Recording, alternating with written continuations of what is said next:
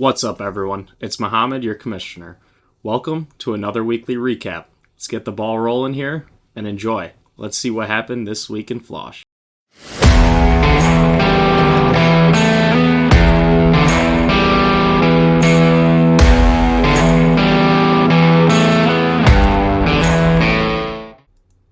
Hello, everyone. Welcome to another week of FLoSH.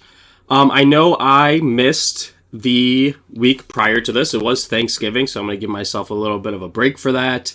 Doesn't seem like anyone was too distraught about me not recapping that week. So we're going to go right into a Week 13 recap, but I do want to highlight, I'll at least give credit to our biggest loser and our biggest winner last week. You know, credit to them. Simone, the week before that, or maybe 2 weeks before, was our biggest winner. And in this one, he puts up a startling 68 points on a 7-6 football team, losing to a guy who put up 87 points. That might be one of the lowest scores I've ever seen personally in fantasy. And, you know, he had just his wide receivers just absolutely sucking crank this game. And Tom just had Tua take him to the promised land. You want to talk Tua, Tom, about something. There we go. And then who was our biggest winner? It was C-Dubs coming for another big winner. This is a true 7-6 team. Look at this guy, 156 points, absolutely pounding down the young ho. And yeah, we've got the Jackson Henry show. Trey McBride, DJ Moore, everyone popped off on this team. And he solidified himself some $10. Week 11, which I think was maybe, I don't know. I'm losing track. I didn't recap Week 11. But, you know, shout out, who did I have there? Brian Verbickus and Dirty Mike. Brian Verbickus with 169 points. Great score there. And just a tale as old as time. Dirty Mike with 89.5 in one of the highest weeks of our fantasy league this year. Here we look forward to our Week 13 recap. Probably the most important week for a lot of our teams here. You will see why at the end. Week 13. We've got the Young Ho taking down Simone, who's desperately hunting for a playoff spot. Young Ho keeps himself in it.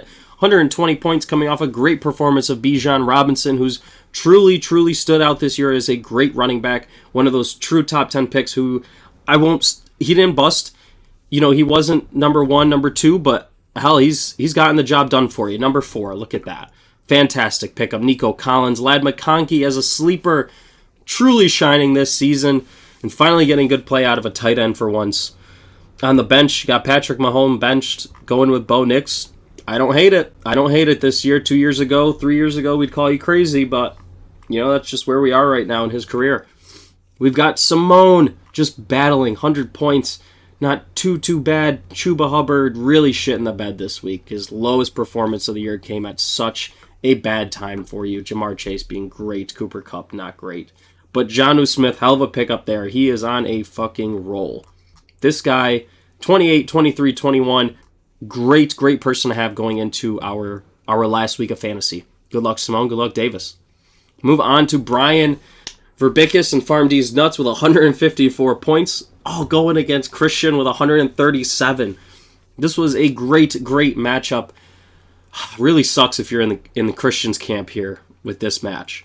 Jordan Love, Joe Mixon, Montgomery doing great, Marvin Harrison, and Brock Bowers, the number 1 tight end in fantasy this year, and a top 5, maybe, I think top 10 receiver for sure in yards.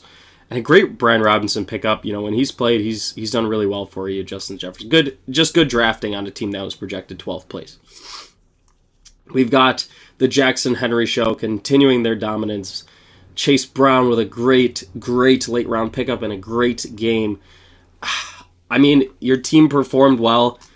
That's just tough to hang your hat on a 137-point loss, but Brian Verbickus gets it done here in Vermont. We've got Dirty Mike putting up potentially a season high of 108, but still going down to Zach Baldwin, who is still fighting for a playoff spot here. Jalen Hurts, Jalen Warren, Terry McLaurin really is the savior of the game here, putting up more than a quarter of your points. Pacheco comes back for you. Future's kind of looking bright going into this last week, but we'll see what he does coming off that big injury. Dirty Mike, tale as old as time here. Baker Mayfield, kind of a shit game against a not-so-great team. But Mike Evans, James Cook did their absolute best for you. And I'll tell you what, Anthony Richardson, since you've made that video, has put up 28, 12, and 21. Let it be shown. You call them out, they're going to perform. Moving on to our next match, Air Jordan he is fighting to stay in playoffs, taking down Team Skiz, who is, I believe, eliminated from playoffs, putting up 121. A 3-point difference here. Stafford, Jacobs, they get it done. Tyreek Hill's looking like that wide receiver you draft him to be. Puka's back. He is playing great right now. Just got to keep that up. Maybe get in the end zone a few times. And he'll be a game changer for you. Njoku on the bench at 26. Same with Elijah Moore. Great bench help there. For Team Skiz, Aaron Rodgers, this running back tandem, when they're good, you're winning matches. When they're not good. Amon-Ra with an off game at 12 points, still not bad. Devontae Adams having a shining moment there. Jameis Winston, 32 bench, keeping that guy from everyone else in playoff contention. Good win, Zach. We've got Tom Egan and Shaker Booty kind of in a not-so-good stretch here, really putting up some low points against Mike Strumpfler, who absolutely dismantles him, with Joe Burrow, who's playing very well despite a potentially eliminated playoff situation.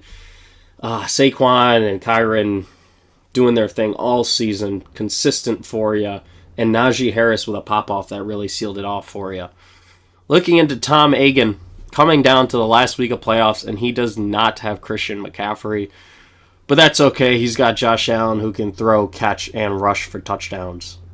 Nick Westbrook-Akine, pretty good pickup here coming down the stretch. He's had a solid stretch here, these last 6-7 weeks. Keon Coleman, not sure why you started Keon Coleman when he was injured. I don't think it would have made a difference either, so I'm not going to harp on you too bad. Tom, good luck on this last week. Mike Strumpfler looking to solidify a 2-seed here. And we've got the Half Chubs versus the Bad Neighbors. The Half Chubs fall here. What happened to the Half Chubs?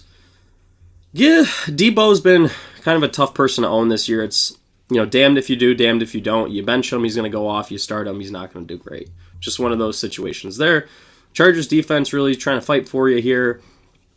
I think it was that depth. Depth was a major concern for his team early in the season, and it's coming alive here. These bye weeks have really impacted him down the stretch. For the Bad Neighbors, big win here. Absolutely needed it to improve to 10-3. Hopefully clinching that first round bye.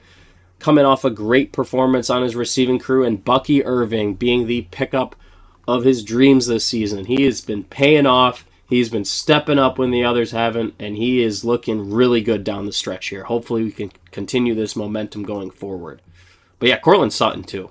They're just kind of rolled the dice on a few guys, and knock on wood, they've been hitting so far. All right, we will quickly do, and I say quickly because I don't know how I'm doing on time, our biggest loser of the week, coming down to Tom Egan, who has seen highs this year. He's seen some lows. I know at some point I believe he was 6-1 without McCaffrey, but it's all kind of crumbling down now. Our biggest winner of the week is Brian Verbickus, who is seeing himself in every column this year. Hell of a draft. Way to get shit done draft day. That's why you're 10-3. We've got our matchup of the week. It's going to go to Zach versus Skiz, just because it was a 3-point match, 3-point swing, and Zach is still in a hunt for playoffs. We will look at a very, very quick overview of playoffs here and what can happen. I believe the way it's set up, we do divisions in this league. We don't do top 6. So, that being said, we've got a really tight race here. Simone versus Christian. It's going to come down to one of these guys losing, one winning, and they'll get in. A 30% chance from Zach Baldwin. So maybe if they both lose, Zach sneaks his way in there. It's going to come down to points for in a lot of situations here. Looks like Brian and I have solidified number 1 in our division and a first-round bye. But this side of the bracket here has got a lot going on. Anyone can sneak in at any given moment. Keep fighting, keep setting your lineups. And then one last thing I want to nod to, just fantasy football in general. As much as you draft, as well as you draft, it comes down to luck, people. If we just highlight the Bad Neighbors here, and honestly, like me being 10-3, that's not a nod to me drafting. I'm just about on the higher end of points for, but you see that in a lot of places. But I am on the absolute lowest end of points against. This is the difference maker, I believe, in fantasy. It doesn't matter how well your team plays, you can get popped off on any given week. And it just shows here, knock on wood, I have been on the more lucky end of some matchups here. I have the lowest points against by almost 300 in some cases, 200 for sure. So that's just a nod to fantasy. You can do whatever you want. It just depends on how the other teams do against you. Like it truly does come down to that. So I just want to give you guys, shout out to all you guys. Like Dirty, you've been on the end of some beatings. Like it just comes down to luck. Fantasy ultimately comes down to luck. You never know what's going to happen. So just a quick look at our current projected playoffs. First round buys solidified. Absolute grudge match in the East here. Or no, this is top 6, right? 1, 2, 3, 4. Yeah, so it is top 6 still. Not the divisions here. So top 6 records get in. We'll see what happens. As always, best of luck this week to our teams competing. And, so far, it's been a great FLoSH season. Let's keep it going. And as always, go Bills. Go Cuse. The future's looking bright for both franchises. Knock on wood. All right, have a great rest of your week. Talk to you guys soon. Bye.